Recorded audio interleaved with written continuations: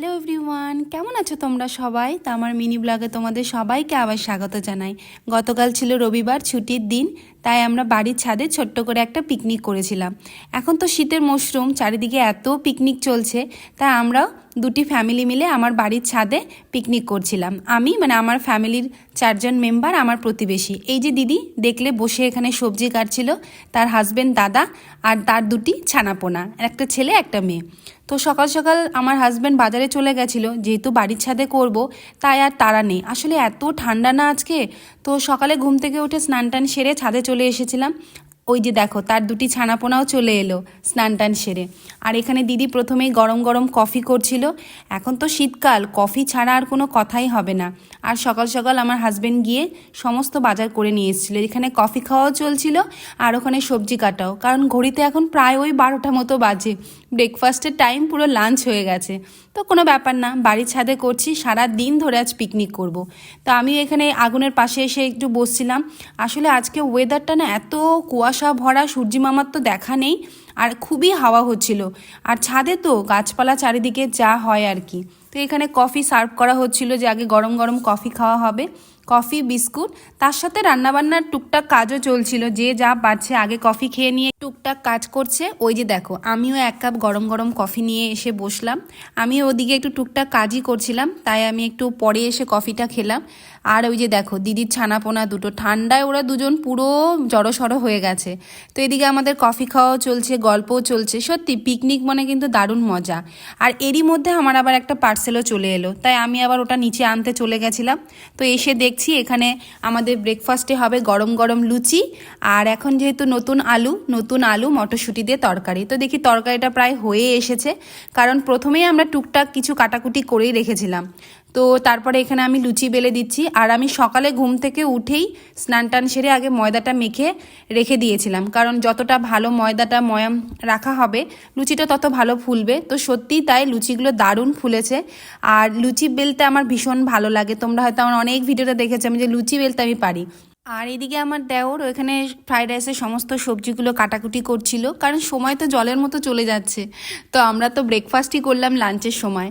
তো এখানে দেখো লুচিগুলো আমার ননদ ভাজছিল, লুচিগুলো কিন্তু বেশ ফুলেছিল। তো এখানে কিছুটা লুচি ভাজাও চলছিল। আর গরম গরম যেহেতু লুচি ভাজা হয়েছে, ওই যে দাদাকেও দিয়ে দিলাম যে আপনি বসুন আগে, আপনি তো বড়, তো ওনাকে দিয়ে দিলাম। আর এখানে দিদি সমস্ত লুচিগুলো সার্ভ করছিল, আর আমি বাকি লুচিগুলো ফটাফট বেলে দিচ্ছিলাম। আর এখানে ননদ গরম গরম ভাজছিল, কারণ এই শীতের ঠান্ডায় গরম গরম লুচি তরকারি খেতে কিন্তু দারুণ লাগে। তোমাদের কার কার ভালো লাগে অবশ্যই কমেন্ট করে জানিও। তো এক ব্যাচ মোটামুটি খাওয়া হয়ে গেছে। তারপর সমস্ত ভাজা হয়ে যাওয়ার পরে আমরাও এখানে বসে পড়েছিলাম, আমি, দিদি আর আমার ননদ। এই যে দেখো লুচি কিন্তু এখনও ভাজা চলছে বেশ। আর আমার ননদ ও দেখছি তাড়াহুড়ো করার জন্য 2টো করে লুচি একসাথে ভাজছিল। আর এই যে দিদি সবাইকে তরকারি সার্ভ করছিল, কারণ ওদের প্রায় খাওয়া হয়ে গেছিলো। তো আমাদের খাওয়া যেহেতু হয়নি, তাই আমি বললাম যে তুমি আমাদেরটা নিয়ে নাও, আমরা একসাথে বসে খাবো। তারপর আমাদের সমস্ত লুচি ভাজা কমপ্লিট। আমি এখানে লুচিগুলো নিতে এসেছিলাম। তারপর এখানে আমরা সবাই খেতে বসে পড়েছি। ওই যে দেখো আমার তো গরম গরম লুচি খেতে ভীষণ ভালো লাগে। দিদি আবার একটু স্যালাডের জন্য শশাও কেটেছিল। তো দেখো পেছনের ওয়েদারটা দেখো, এত চারিদিকে। আমার তো মাঝে মাঝে মনে হচ্ছিল আমি কোনো কার্শিয়াংয়ের একটা হোমস্টেতে আছি, সেখানে আমরা সবাই মিলে রান্নাবান্না করে খাচ্ছি। আমাদের মদনপুর আর কল্যাণীতে প্রচুর গাছপালা, সেজন্য হাওয়া দেখো। ওই যে দেখো আমার চাদরটা এত বারবার করে উড়ে যাচ্ছিল, দিয়ে বারবার করে পড়ে যাচ্ছিল। এত চারিদিকে ঠান্ডা হাওয়া আর তেমনি কুয়াশা। তো যাই হোক, এটাই হয়তো পিকনিকের মজা। এই ওয়েদারটাতেও কিন্তু পিকনিক করতে বেশ ভালো লাগে। তারপর আমাদের ব্রেকফাস্ট হয়ে গেছে। এখানে আমি ভেজ ডালের জন্য সবজিগুলো ভাজছিলাম, আর ডালও আমাদের সেদ্ধ হয়ে গেছে। আর ওই যে দেখো ছানাপোনা থাকলে যা হয়, দিদি ভুলিয়ে ভালিয়ে ওকে একটু খাওয়াচ্ছে। তো আমাদের ব্রেকফাস্টে যেহেতু ডিম সেদ্ধ ছিল, তাই ও এখন ওর নিজের ব্রেকফাস্টটা খাচ্ছে। বাচ্চা কাচ্চা তো একটু ভুলিয়ে ভালিয়ে খাওয়াতেই হয়। আর এখানে আমি ভেজ ডালের জন্য সবজিগুলো ভেজে নিয়ে তারপর ডালটা এখানে হয়ে গেছিলো, একটু লবণ আর একটু হলুদ দিয়ে দিয়েছিলাম। তো এই যে দেখো আমাদের ভেজ ডাল প্রায় কমপ্লিট, কারণ একটার পর একটা সব করতে হবে। তো দাদা যেহেতু মাংস খায় না, তাই ওনার জন্য একটু মাছ আনা হয়েছিল। তো এখানে ননদ মাছগুলো ভাজছিল। তো আমি বললাম তাহলে তুমি মাছটা রান্না করো। এই সুযোগে আমি একটা কেক নিয়ে একটু খাচ্ছিলাম আর একটু দাঁড়িয়েছিলাম। আমাকে দেখে তোমরা হয়তো সত্যিই বুঝতে পারছো যে কতটা ঠান্ডা ছিল কালকে। তো ওখানে দিদি ফোনে কথা বলছিল, ওনার ফোন এসেছিল। আর তারপর এখানে আমি পেঁয়াজগুলো কেটে তেলে দিয়েছিলাম, কারণ এখন আমাদের চিকেন রান্না হবে। তো আমাদের মাছ, আমাদের ডাল হয়ে গেছে।